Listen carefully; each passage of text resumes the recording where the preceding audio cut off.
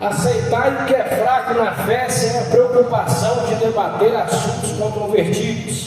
Um crê que pode comer de tudo e o outro, cuja fé é fraca, come somente alimentos vegetais. Aquele que come de tudo não deve menosprezar o que não come.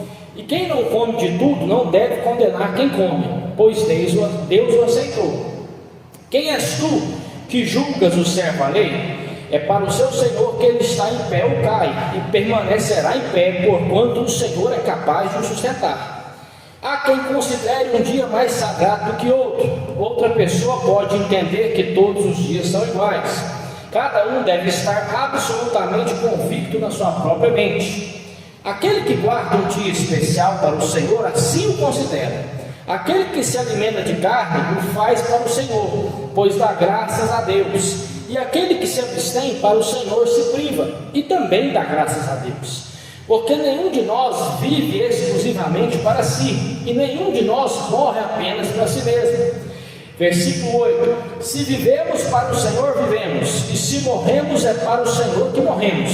Sendo assim, quer vivamos ou morramos, pertencemos ao Senhor. Aí vamos lá no versículo 9: porquanto foi esse o motivo que Cristo morreu e voltou a viver, para ser Senhor tanto de vivos quanto de mortos. Mas tu, por que julgas teu irmão? Ou tu igualmente, por que desprezas teu irmão? Pois todos compareceremos diante do tribunal de Deus. Porquanto está escrito: por mim mesmo jurei, diz o Senhor, diante de mim todo joelho se dobrará, e toda língua confessará que eu sou Deus. Deste modo, cada um de nós prestará contas de si mesmo a Deus. Portanto, abandonemos o costume de julgar uns aos outros. Em vez disso, apliquemos nosso coração em não colocarmos qualquer pedra de tropeço ou obstáculo no caminho do irmão. Como uma pessoa que está no Senhor Jesus tem plena convicção de que nenhum alimento é por si mesmo ritualmente impuro, a não ser para aquele que assim o considera. Para esse sim é impuro.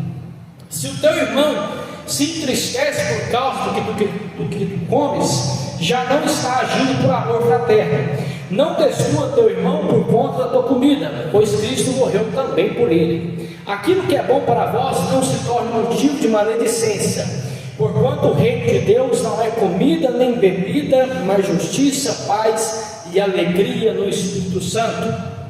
Aí ele vai dizer no versículo 18: pois quem serve a Cristo dessa forma é agradável a Deus e estimado por todas as pessoas. Por isso, esforcemo-nos em promover tudo quanto conduz à paz e ao aperfeiçoamento mútuo. Não destrua a obra de Deus por causa da comida. Na verdade, todo alimento é puro, mas se torna um mal se alguém vir nisso um motivo de escândalo. É melhor não comer carne, nem beber vinho, nem fazer qualquer outra coisa que leve o teu irmão a tropeçar. Assim, seja qual for a tua doutrina a respeito desses assuntos, guarda com convicção entre ti mesmo e Deus. Bem-aventurado aquele que não se condena naquilo que aprova. Todavia, aquele que tem dúvida é condenado a se comer, pois não come com fé. E tudo que não provém da fé é pecado. Amém? Vamos assentar em nome de Jesus. Irmãos, Romanos 14 faz parte da última palavra do apóstolo Paulo quanto aos ensinos.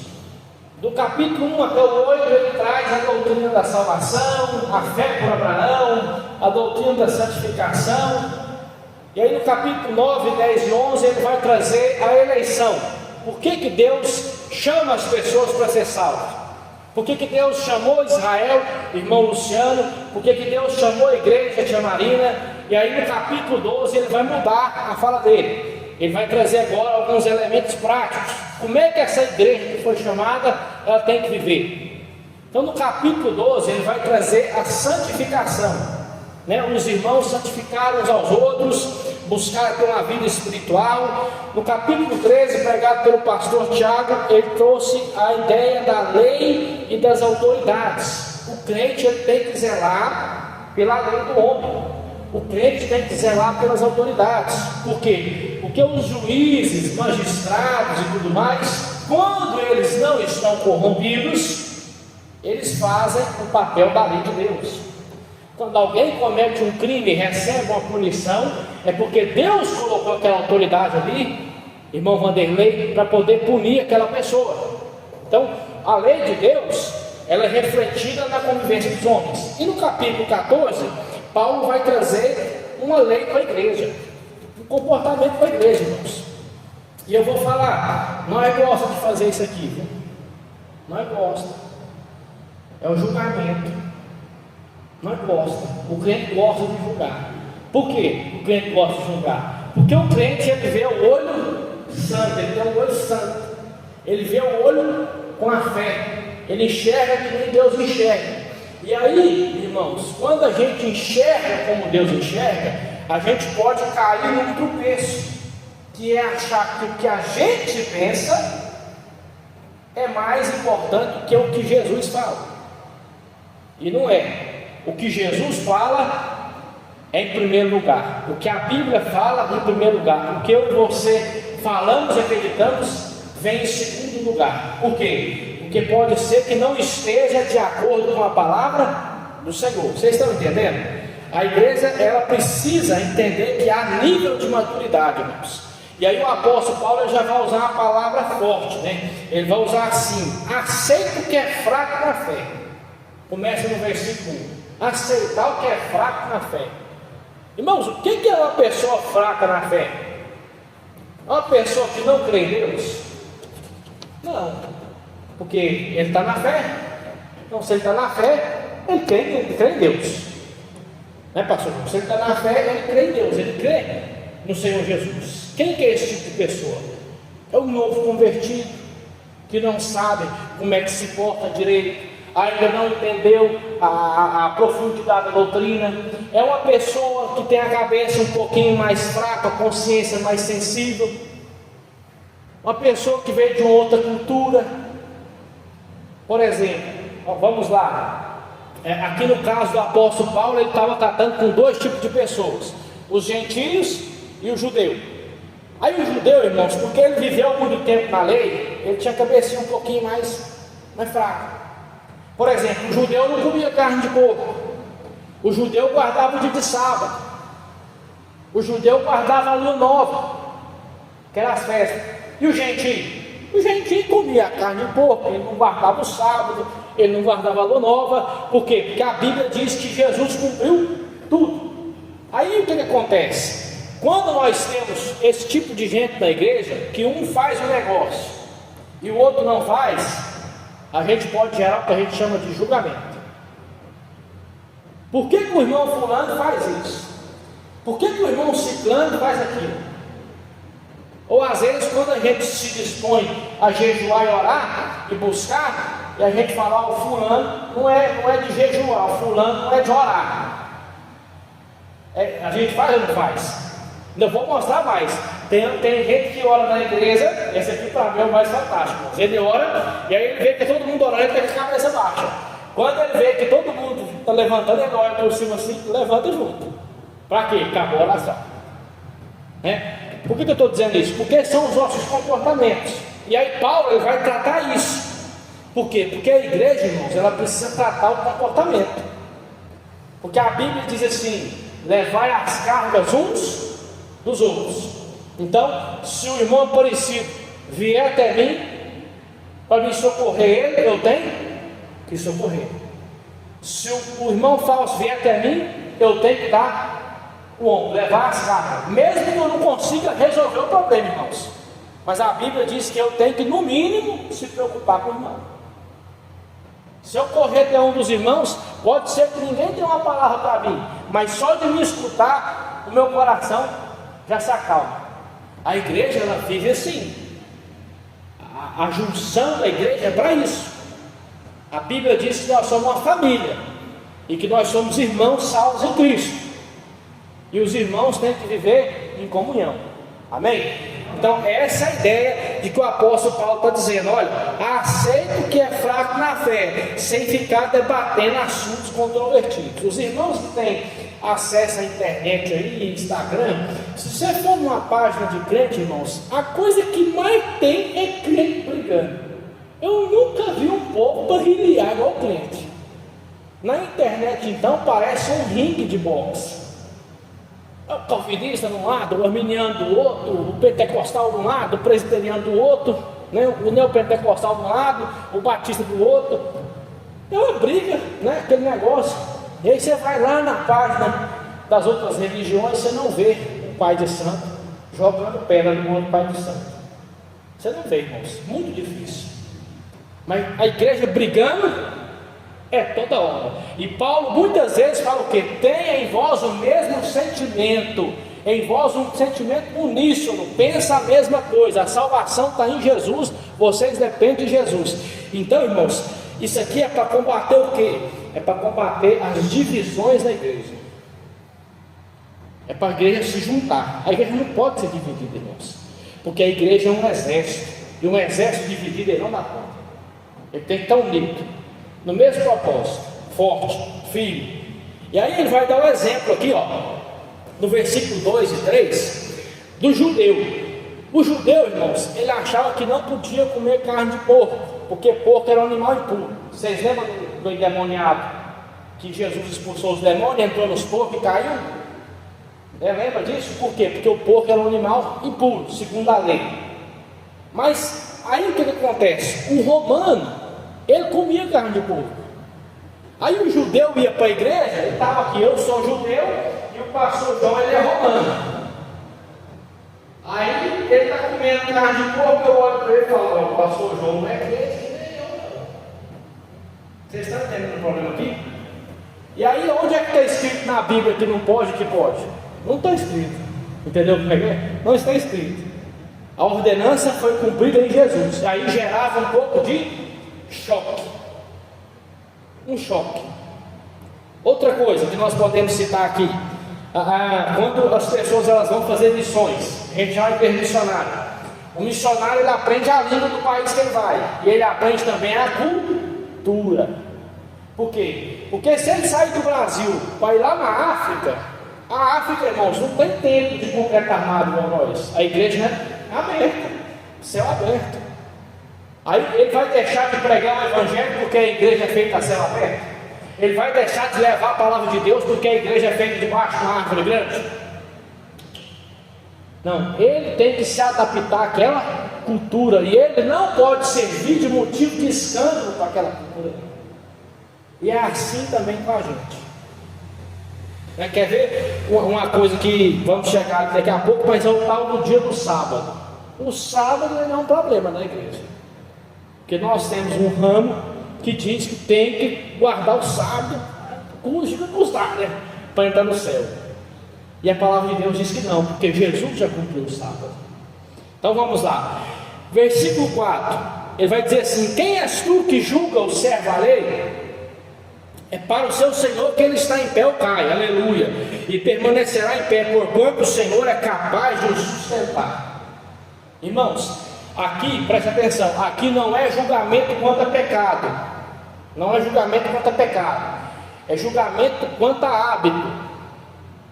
E esse julgamento aqui não é um julgamento do que você sabe que a pessoa está fazendo, mas é um julgamento hipócrita, é um julgamento hipócrita. Às vezes eu viro e penso alguma coisa nos irmãos e falo, ó, o fulano faz assim porque ele é assado, mas eu nem conheço a vida da pessoa, eu nem estou olhando para a pessoa para saber.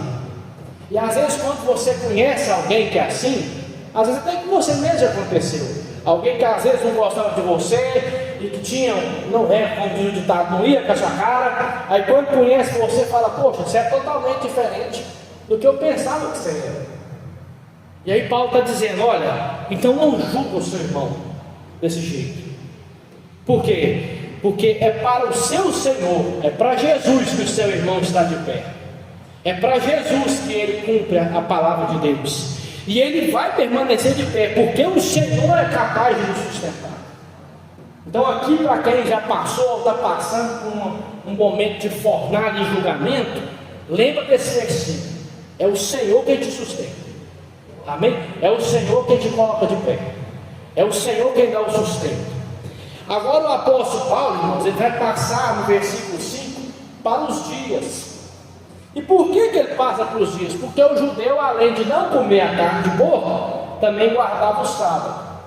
E aí, como eu sou um bom judeu, eu chegava no pastor João, que era romano, e falava o que para ele? Tem que guardar o sábado para ser salvo. Aí o pastor João falava o quê?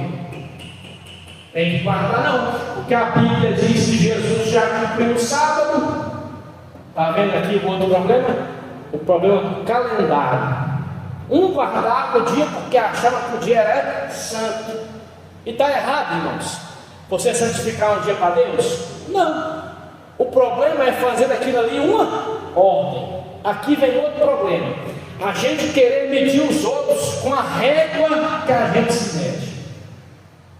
Irmãos, não meça você com a régua dos outros, e não meça os outros com a régua sua.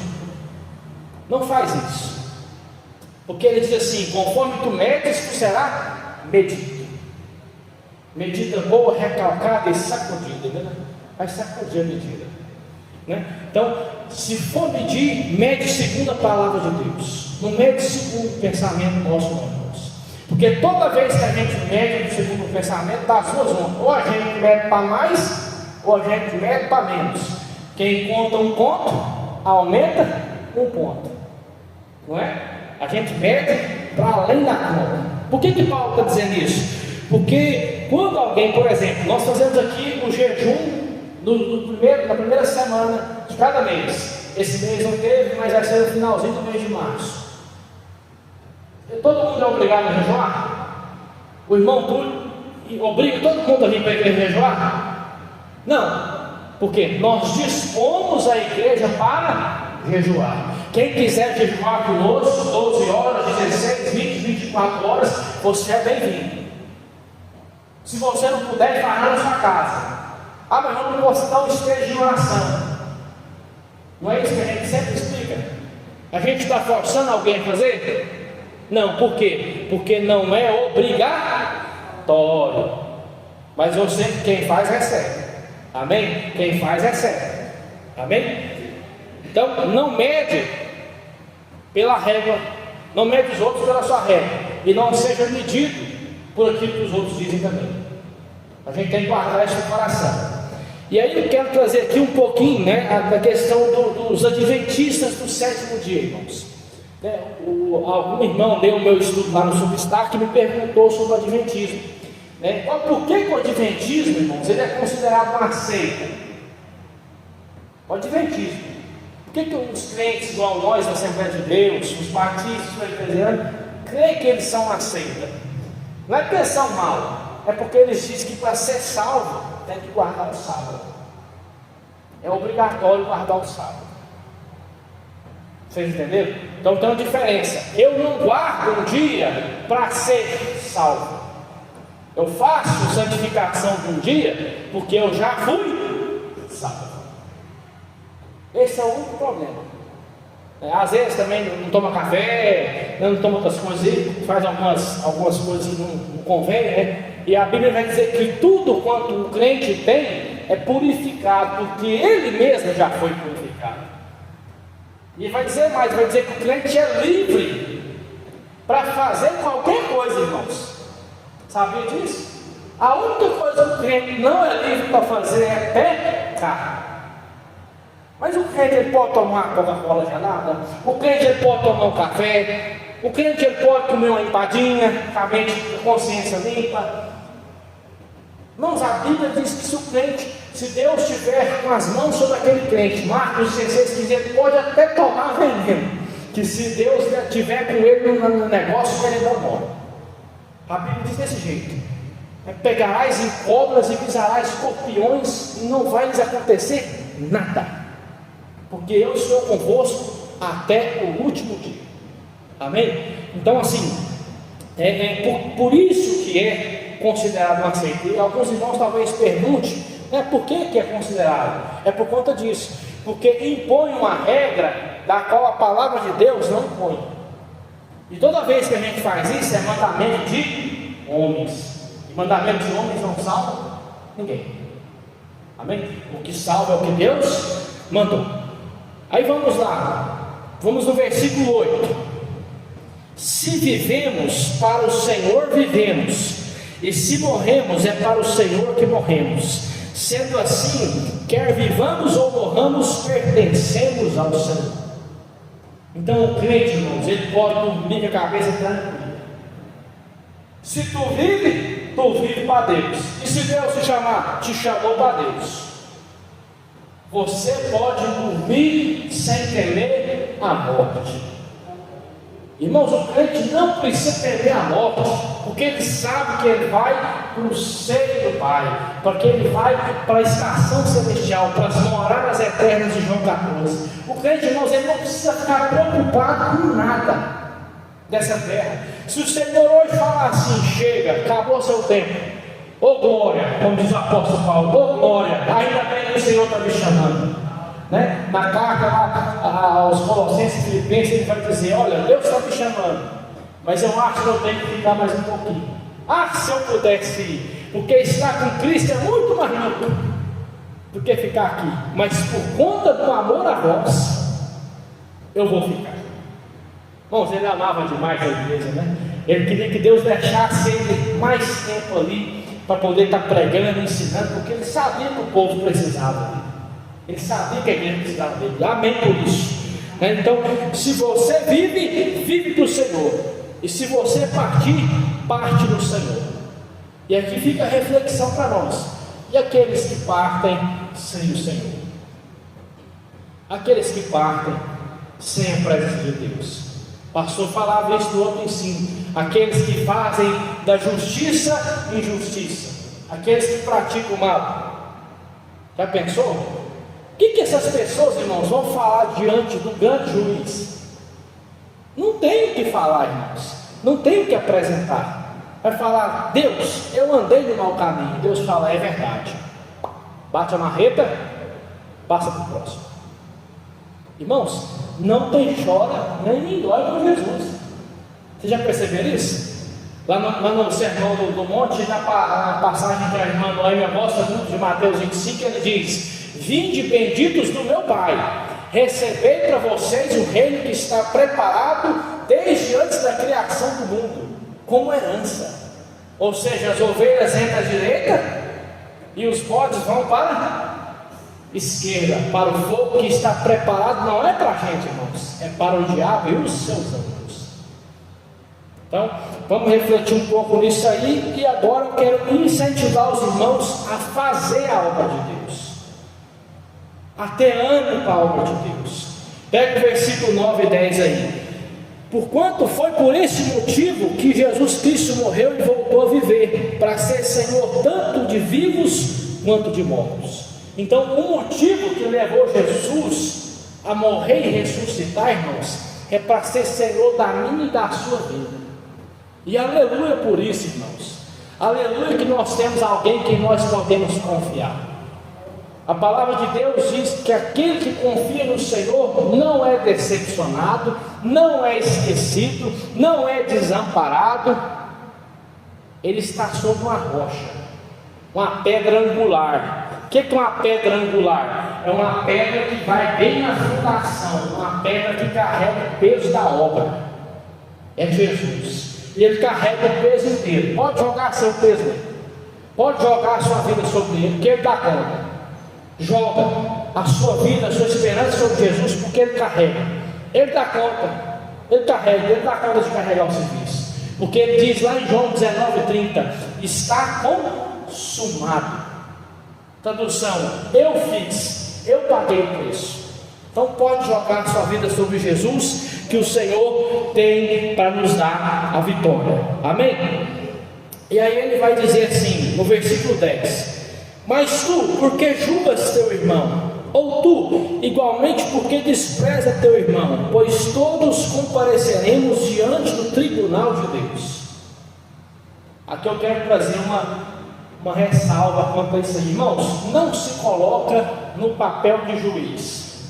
Não se coloca no papel de quem dá pedrada.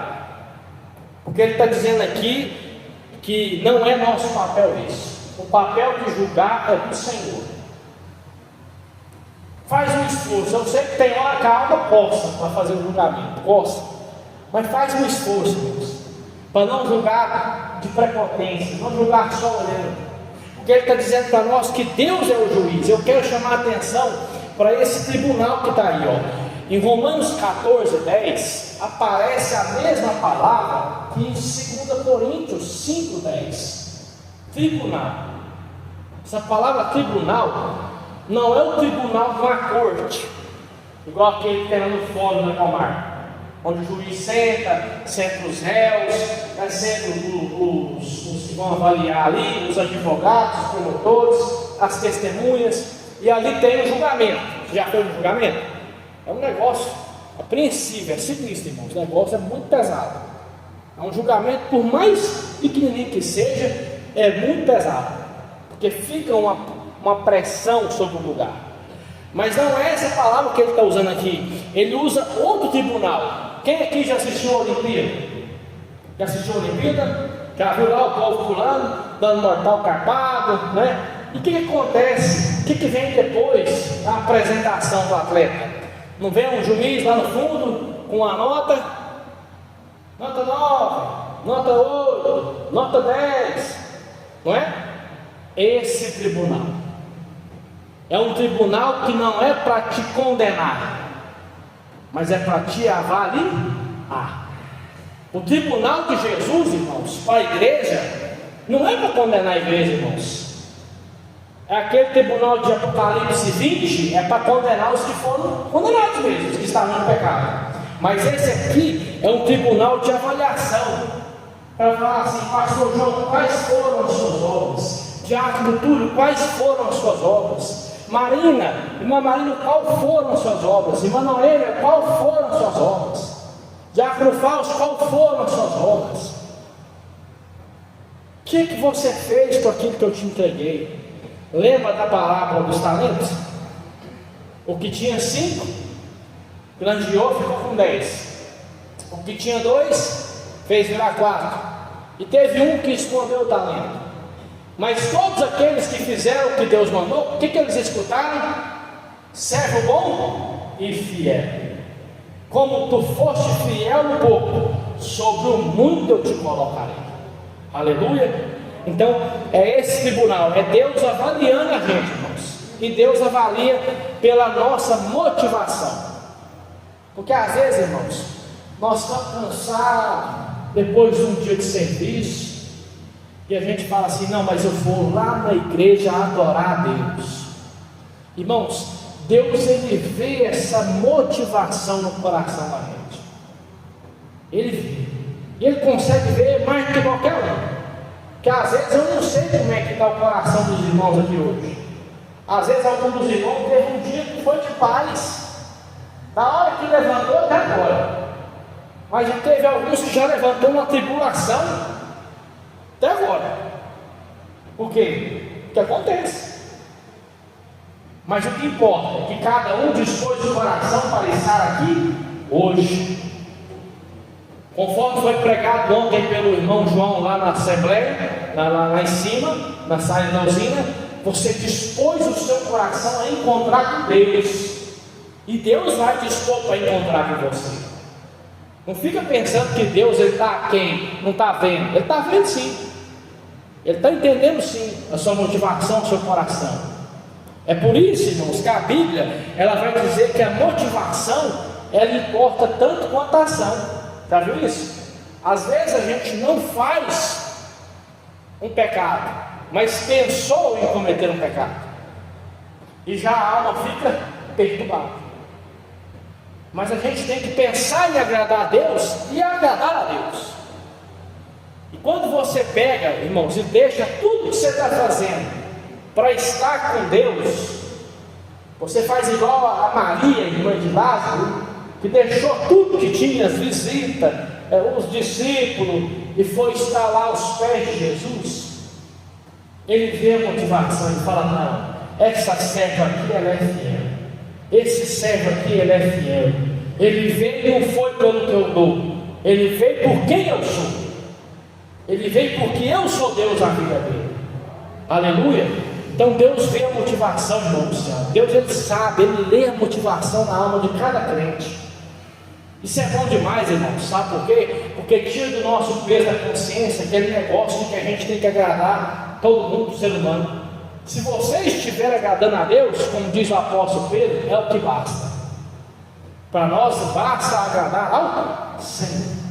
Aleluia. Porque aquele que agrada ao Senhor tem a aprovação do Senhor. E nós não precisamos de mais nenhuma aprovação de Deus, só da aprovação de Jesus. Amém? Vamos no finalzinho aí já, no versículo 13. Portanto, abandonemos o costume de julgar uns aos outros. Em vez disso, apliquemos nosso coração em não colocarmos pedra de tropeço ou obstáculo no caminho do irmão. Então Paulo agora vai trazer aqui não só o julgamento, mas a ação. Não coloca pedra de tropeço. Não seja nós um empecilho. Irmãos, nós não podemos ser um empecilho. O dia que nós fomos para o Lutaí, na igreja de Lutaí, vou contar um testemunho. Eu já estava muito cansado, queria vir embora. E uma das irmãs, ela falou: não vai não sei o que. Eu falei: irmã, a senhora não vai trabalhar para mim amanhã, 4 horas da manhã. Irmãos, eu juro que eu falei desse jeito. A senhora não vai no meu lugar trabalhar 4 horas da manhã. Irmãos, foi uma pancada. Foi no automático. E na hora o Espírito Santo falou assim: já pede perdão aí. Eu falei: em nome de Jesus me perdoa. Em nome de Jesus eu falei sem querer. Eu não fui com maldade. Não é que eu não gosto da senhora. Eu amo a senhora. A senhora é uma pessoa de Deus, uma mulher de Deus. Foi no automático. Ela: que isso, irmão? Eu sei que o senhor não fez por mal. Mas por que, irmãos? Porque se você deixar, aquela fala sua ali vai servir de tropeço depois. Aí eu cheguei lá na minha casa, depois que eu tinha viajado de lá para cá, mandei um áudio, falei: olha, só me perdoe em nome de Jesus, tá, orei. Ela falou: seu irmão, está liberado o perdão, em nome de Jesus. Por quê? Para não servir de pedra de tropeço. Para muitos pode parecer uma coisa simples, mas não é. Para Deus não é simples, irmãos. Para Deus, qualquer falazinha que nós dá serve de pedra de tropeço. Ou alguém fala para nós: você já viu que a gente tem uma habilidade? Irmão André, a gente tem essa habilidade, eu acho ela é muito ruim. A gente guarda muito mais as coisas ruins que os outros falam do que as boas. Você só lembra de todos os elogios que tiveram? Mas todas as falas pesadas, com certeza. Tia, só lembra todos os elogios? Não sabe nem quantas vezes chamaram de bonito, falaram que estava bonito, estava bem vestido. Mas todas as vezes que alguém falou alguma coisa contra você, você sabe. Você sabe. Porque a gente é bom em guardar o que é ruim. A gente tem essa habilidade, irmãos. A gente tem essa habilidade de guardar o que é tropeço. A palavra de Deus mostra isso para nós. Ela mostra isso. Ela demonstra para nós, na figura do Absalão, que guardou 2 anos o mal do irmão no coração. Ela mostra para nós o Joabe, que era sobrinho de Davi, que viveu a vida inteira com Davi e foi guardando os erros que o tio fazia, até o dia em que surgiu a oportunidade de ele se rebeliar contra o tio dele, e ele se rebelia. Então assim, a gente vê muitas vezes acontecer isso. Por quê? Porque o ser humano ele é bom de guardar o que é ruim. Então, em nome de Jesus, arranca isso do seu coração. Limpa isso, perdoa a pessoa que falou contra a sua vida. Perdoa, irmãos. Mesmo que ele não queira receber o perdão, ela não queira receber o perdão, fala: ó, Senhor, eu perdoo, Senhor, eu oro por essa pessoa, eu abençoo essa pessoa em nome de Jesus. Para quê? Para que a sua consciência, o seu coração, irmãos, esteja limpo diante de Deus.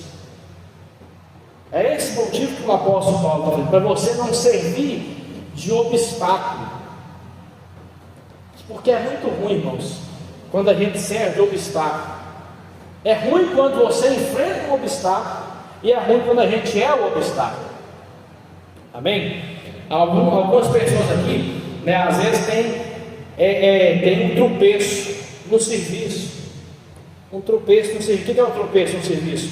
Uma pessoa que te persegue, uma pessoa que fala mal de você do patrão. Quem persegue, assim, lá no trabalho, tem uns caras assim que, vamos dizer assim, que é uma bênção, né? Assim, me persegue tanto, mas é tanto mesmo, irmão.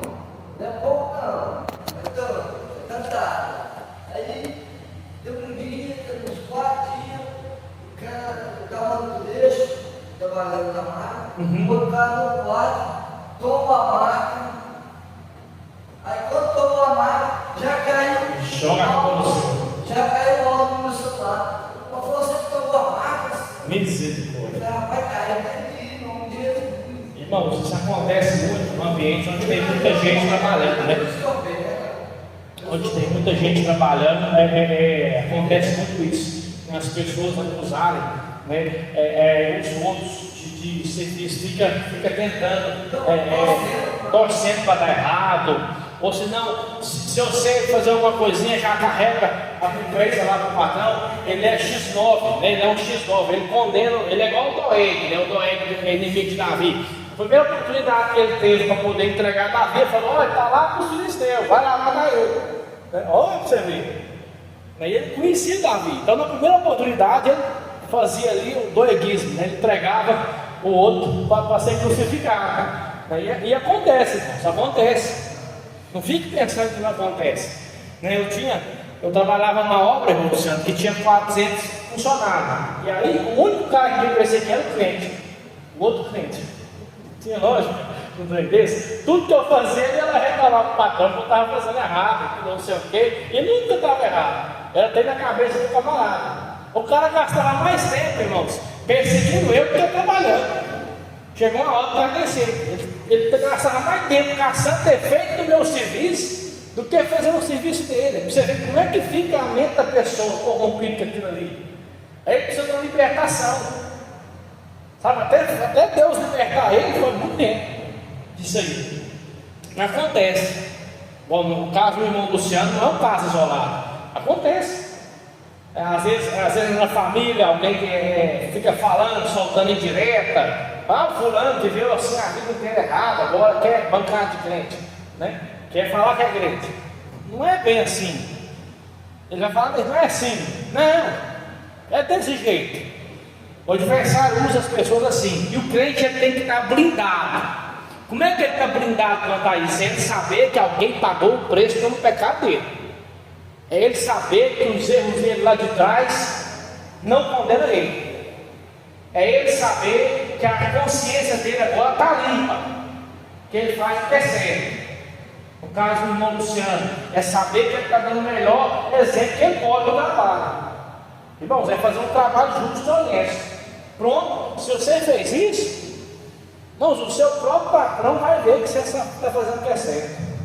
No meu sogro, ele deu um bom exemplo para contar disso. Quando ele voltou para a igreja, um irmãozinho perseguia ele. Até as tampas das garrafinhas que ele abriu, o cara ia falar com ele. Você tem que ver ele contando. Era uma coisa muito assim, né? Era um enviado do inimigo. Ele teve que fazer campanha de oração para o camarada ser liberto daquilo ali. Mas eu vi que foi um jeito de Deus trabalhar no coração dele também. Então assim, acontece, né? Agora vamos no versículo 14. Como uma pessoa que está no Senhor Jesus tem plena convicção de que nenhum alimento é por si mesmo ritualmente impuro, a não ser para aquele que assim considera, para esse é impuro. Então, o versículo 14, Paulo está falando dele mesmo. Olha, eu como alguém que sou crente em Jesus, eu vejo que só é errado a pessoa fazer algo que a Bíblia não condena, se ele mesmo não aceitar. Entendeu? Por que Paulo está falando isso aqui? Porque tem gente, irmãos, que acha que fazer as coisas por fazer vai ser pecado. Por exemplo, vamos lá. Assistiu a televisão é pecado? Em tese, não. Mexer no computador é pecado? Não. Usar o telefone celular? Não. WhatsApp? Não é para focar, não. É para ver as coisas, para conversar. É pecado? Não. Em tese, nenhuma dessas coisas é pecado. Agora, se o indivíduo ele pega a televisão e ele fica lá 10, 12 horas na televisão, consome o dia dele só naquilo ali, esquece Deus, aí é pecado. Se o telefone usar o TikTok, parece um cidadão dançando, a menininha dançando, ele fica já meio balançado aquilo ali, ou senão ele está vendo uma fofoca e vai, daqui a pouco ele começa ali, 10 horas da noite. Aí pode se tornar um tipo de pecado. Por quê? Porque está deixando as coisas de Deus de lado. Está vendo que nenhuma dessas coisas é pecado, irmãos? Quando você usa com sabedoria, com consciência. Nenhuma dessas é. Porque senão, irmãos, trabalhar também é ser pecado. Porque você trabalha 8, 9, 10 horas por dia. Vamos dar um exemplo. Você não vai lembrar de Deus às 10 horas por dia. Você não vai lembrar de orar às 10 horas por dia, com sua consciência. Você está entendendo o que eu quero dizer? Então, assim, trabalhar em si mesmo não é pecado, é uma atividade que Deus colocou para nós. Agora, quando o cidadão ele deixa de vir na igreja para ganhar dinheiro, 1, 2, 30, 40, o ano inteiro, aí pode se tornar um pecado, porque ele está deixando Deus de lado para poder satisfazer uma vontade própria. Está vendo que isso aqui não teve nem a mão do diabo? O diabo não fez nada aqui. É nós que às vezes fazemos, né? Então, ele vai dizer: olha, se você tem a consciência fraca, vigia. Se o coração é fraco, vigia. Se o olho é fraco, vigia. Se o ouvido é fraco, vigia. É igual aqueles irmãos, né? A gente tem muita gente que é assim. Alguns crentes eles têm problema com piada de baixo calão. O que é piada de baixo calão? É xingamento, coisa ofensiva, né? Aí o cidadão ele está ali na roda, aí ele escuta, irmãos, quando você escutar uma piada assim, vai dar vontade de você rir mesmo, dependendo da piada. Se não der vontade, tem alguma coisa, né? Você está muito ungido. Mas o que acontece? Se deu vontade, o que você faz? Segura. Não, vou guardar meu coração aqui. O freguês do serviço veio com um vídeo, né? Problemática para você, para te mostrar. Fecha a cara, fala: ó, filho, isso aí eu não vejo, não faz parte da minha rotina, né? Você me respeita, tal, eu gosto muito de você como companheiro de serviço, mas isso aí eu não compartilho. Vocês estão entendendo? Ou senão uma irmãzinha está no serviço, veio fofocar na vida da ciclana, né? Falar mal, mas falar mal mesmo, não é para passar informação, né? Para descer a riba. Para falar mal. O que você vai fazer? Não vamos fazer isso, não. Você sabe a história dele? Para poder estar falando isso? Pronto, você fez isso, você já resolve 90% dos seus problemas. Amém? Por quê? Porque aquele que está fazendo isso, irmãos, ele vai enfraquecer os outros. E vai acabar enfraquecendo a si mesmo. Você já viu que na Bíblia, irmãos, na Bíblia, todo mundo que brinca com o pecado, ou que faz os outros cair em pecado, ele termina destruído por aquele mesmo pecado. Você já viu isso? Que Deus, ele bota a pessoa para poder estar ali na presença dele, e ele comete aquele erro, aquele pecado, e aí aquele pecado vai retornar para ele. Vou dar um exemplo bom aqui para nós. Um exemplo assim que cabe na nossa explicação aqui. 2. O primeiro era Sansão, um homem muito forte que recebeu o dom do Espírito Santo da superforça. Ele abusava do dom, não é, irmãos? Ele abusava, partia o leão no meio, arrancava as cordas, e punha no monte, punha fogo na seara, na raposa, matava 1000 caquejadas de jumento. Uma coisa assim que a gente nunca mais vai ver, uma coisa que a gente não vai ver mais. Mas tinha um negócio. Ele estava contando que Deus sempre ia socorrer ele. Ele confiava em Deus.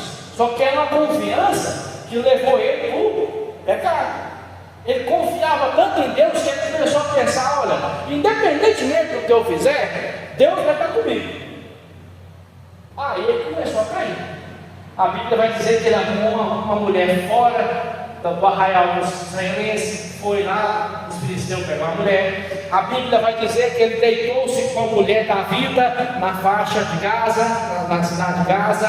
A Bíblia vai dizer que ele termina casado com Dalila do Vale de Sorek, sabe? E aí a Bíblia vai dizer que ele termina sem os dois olhos, e ele era guiado pelo olho. Tudo que ele via, ele tinha com amor. Ele viu os soldados inimigos, ele queria descer o braço deles. Ele via a mulher lá na rua, ele queria pegar ela também. Acabou sem os olhos. E Davi? Davi é o nosso outro exemplo. Davi, a palavra de Deus diz que com 17 anos foi dada a ele uma mulher para casar. que era a filha de Saul, Mical. Já tinha uma mulher. A Bíblia diz que ele foge de Israel, vai para a Filístia. Ali ele arruma mais duas mulheres. Abigail, que era a mulher de Nabal, aquele que morreu enforcado, e Ainoã, a mulher de Jezreel. Então, com 18, 20, 30, 25 anos, ele já tinha 3 mulheres. Você está vendo que o adultério não apareceu no coração dele? Não foi quando ele era velho? Era quando ele era novo. O problema dele foi quando ele era novo. A palavra de Deus diz que ele virou rei de Israel. E tinha uma coisa que ele era muito bom, irmão, de fazer: era perseguir os outros. Vocês lembram? Ele gostava de perseguir, gostava de apertar os inimigos. Aí teve um dia que ele cometeu um adultério, não foi? Que é lá fruto do pecado lá de trás. Ele já tinha desvio do coração para cometer aquilo ali. Aí o que aconteceu com ele? Ele começou a ser perseguido. Por quem? Pelos próprios filhos. Muitas das vezes, aqueles pecados que os filhos de Deus cometem lá atrás são os que voltam para tentar eles depois. Então a gente tem que tomar muito cuidado com isso aí. Amém? E uma que eu vejo no passagem de Davi, que Davi, em meio a tudo isso, é um homem valoroso, né? É um homem segundo o coração de Deus, que honra, né? Então, que no meio disso tudo, Deus me tem intervido, mas só que vamos fazer com de hoje. Por que Deus interviu? Foi escolha de Davi. Foi escolha de Davi. Entendeu? Aí Deus não entendeu. Aí eu digo com nós hoje. Nós também somos segundo o coração de Deus. Aí, mas por nosso pecado, nosso lado, vamos ter que pagar com consequência. Deus pode ter esse tudo a vontade dele. Ele não vai ter, porque esse tudo é nossa. É igual, irmãos, já tem alguns colegas meus que eles tiveram problema com uso de droga, né? Antes de servir a Deus e Cristo e tudo mais, e eles estão limpos hoje. Mas os caras não brincam, irmãos. Eles não brincam com nada. Eles chegam na minha loja, eles veem o café, nem o café eles tomam. Porque o café é gatilho para o cigarro, e o cigarro é gatilho para as outras coisas. Então, ele não toma um café com medo de voltar a sentir vontade de fumar. Ele não brinca com o pecado, porque ele sabe que se ele der uma brechinha, ele vai abrir um buraco, daqui a pouco ele rebenta a porta e entra para dentro. Então, assim, é um exemplo fácil para a gente entender. Porque quando o diabo é igual, o pecado é igual aquele cobrador insistente, já viu? Ele chega, ele bate na porta, se você abrir, ele bota o pé. Aí você tem que ficar batendo na porta no pé dele, até ele voltar o pé para trás. Aí se você não bater a porta, o que ele faz? Ele E aí, irmão, a sair da tentação é uma luta, é uma labuta, é difícil. Ele tem que gastar tempo orando, ele tem que gastar tempo jejuando, vai e volta seta, é um peso. Mas amém, que Deus guarda nós. Aí ele vai dizer assim, versículo 16 e 17, para a gente estar encerrando: aquilo que é bom para vós não se torne motivo de maledicência, porquanto o reino de Deus não é comida nem bebida, mas justiça, paz e alegria no Espírito Santo. Então, não dê ocasião por aquilo que é bom. Está vendo? Às vezes a gente acha que só o que é ruim pode fazer o que é mal. Está vendo a coisa aqui? Eu vou dar um exemplo para os irmãos. Vamos lá, vamos dar um exemplo aqui. Quem gosta de comprar as coisas? Quem gosta de comprar? É bom, não é? Aí quem gosta de ficar devendo? Eu escondi o braço para trás aqui. Ninguém gosta de ficar devendo, não é? Aí quando acontece um imprevisto, por exemplo, um carro dá um problema, acontece algum problema na casa, você estava calculando isso aí? Não. Esse é um tipo de coisa que você pode apresentar para Deus e Deus vai dar socorro. Mas e quando nós mesmos cavamos o problema? Vai lá, tem 500, gasta 1000. Mas foi Deus que mandou gastar? Então quem tem que resolver? Nós. Entendeu? É mais ou menos esse raciocínio. Aquilo, o irmão Luciano foi certeiro aqui na fala dele. Aquilo que cabe a Deus fazer, Deus vai fazer. Aquilo que cabe a nós resolver, nós temos que resolver. Porque tem gente que vai lá, pega o canezinho, abre o canezinho, que devendo 2 mil por mês, lá, tem que pagar 2 mil todo mês. Ele fala, Deus me ajuda, Deus me ajuda. Aí meu filho, foi você que comprou isso aí tudo. Deus ajuda, Deus dá suporte, mas vocês entenderam? Não tem como a pessoa ficar nessa entoada a vida inteira. Uma hora tem que parar, né? Tem que ter controle. Então aqui a ideia é mais ou menos a mesma, né? Aquilo que é bom não se torne motivo de problema, irmãos, para nós. É o mesmo caso das coisas que tem em casa, né? Um telefone, uma televisão. Aquilo que é bom não seja motivo de tropeço para nós, né? É igual a palavra de Deus fala: olha, quando você for na casa do seu amigo, não fica lá muito tempo não. Salomão fala para que ele não enjoe de você. Salomão fala desse jeito. A visita, né? A visita meio purgante. O cara chega 8 horas da manhã, sai 8 horas da noite. Chega uma hora, eu falo, irmão, esse bicho não tem nada para fazer não. É mais ou menos isso. Uma coisa que era para ser boa se torna cansativa.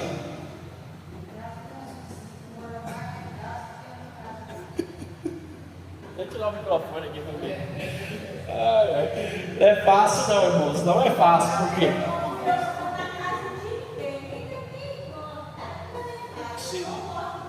Irmãos, só se for convidado ou se for uma emergência mesmo. Entendeu? Por quê? Porque a casa da gente é um lugar para a gente descansar. Eu, se eu for visitar o irmão Luciano, o irmão Wanderlei, né, irmão Wanderlei? A gente avisa, fala, olha, nós estamos indo aí, tem jeito, que dia que pode ir? Naquele dia que nós somos lá no culto, aquele dia que nós somos o irmão Romildo. Então tudo é com ordem e com decência, né? Aí a gente tem uma vida harmoniosa.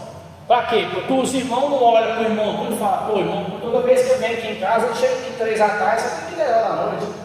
Vai, não tem, ele lancha, ele janta, ele vai tomar café aqui, né? Então assim, por que eu estou usando esse exemplo exagerado? Porque é uma coisa boa, que por conta do nosso mau comportamento, ela vira ruim. É bom, irmão, você ver os irmãos. É bom você ir na casa de uma pessoa, fazer uma visita, um culto, ou não é? Agora ficar lá, né? Aí. Né? Então assim, a gente tem que, é o desconfiômetro, né? A gente fala desconfiômetro, então desconfiômetro aí, o crente ele tem que andar com o desconfiômetro afinado, né? Chegou num lugar que o povo está olhando meio assim, já dá uma recuada, seja né, prudente, seja bem comportado, inteligente.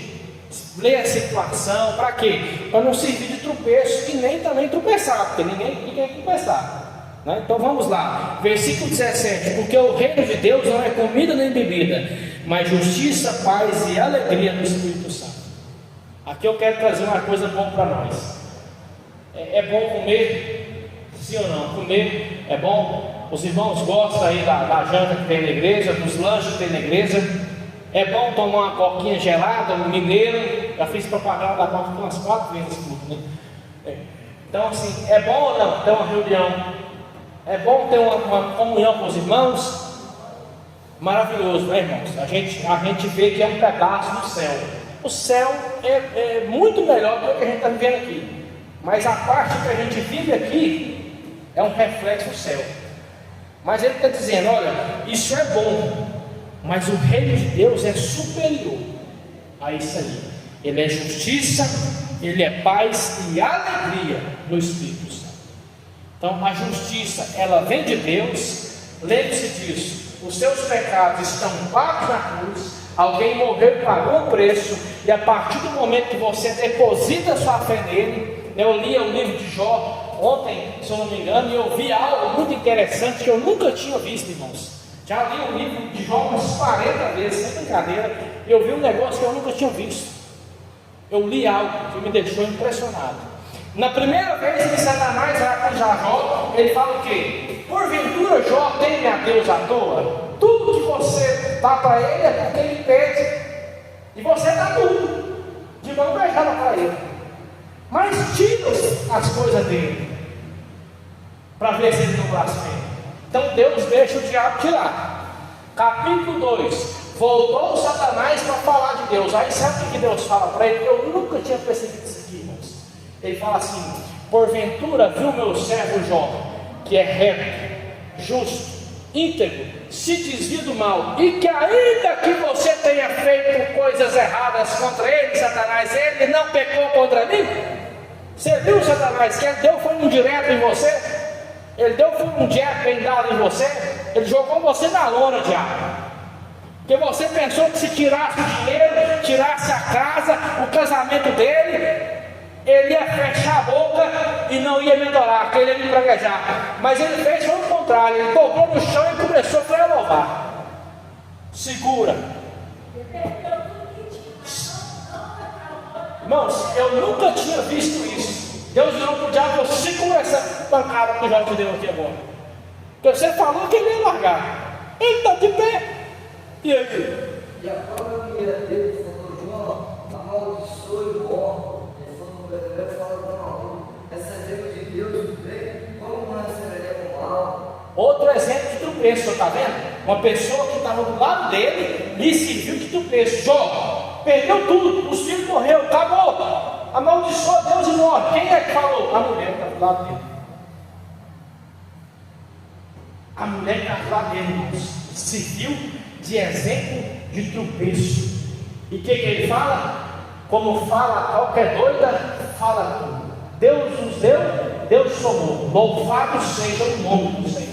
Em tudo isso, Jó adorou a Deus e não pecou contra o Senhor. A palavra diz desse jeito. Oh, aleluia, Deus. Amém. Bênção demais. Irmãos, essa passagem ela é muito boa para nós que somos igreja. Romanos 14 ela é boa para nos edificar, para nos dar graça. Aí vem lá, ó, no finalzinho, versículo 22. Assim, seja qual for tua doutrina a respeito desses assuntos, guarda com convicção entre ti mesmo e Deus. Bem-aventurado aquele que não se condena naquilo que aprova. Todavia, aquele que tem dúvida é condenado a se comer, pois não come com fé, e tudo que não provém da fé é pecado. Duas coisas aqui, para nós encerrar.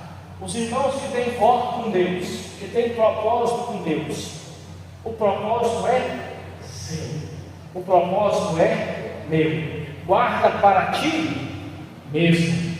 Paulo está dizendo aqui, guarda para ti mesmo. Não é porque o irmão Arturo fez um voto de tal coisa que ele vai chegar para a igreja e falar: faz esse voto.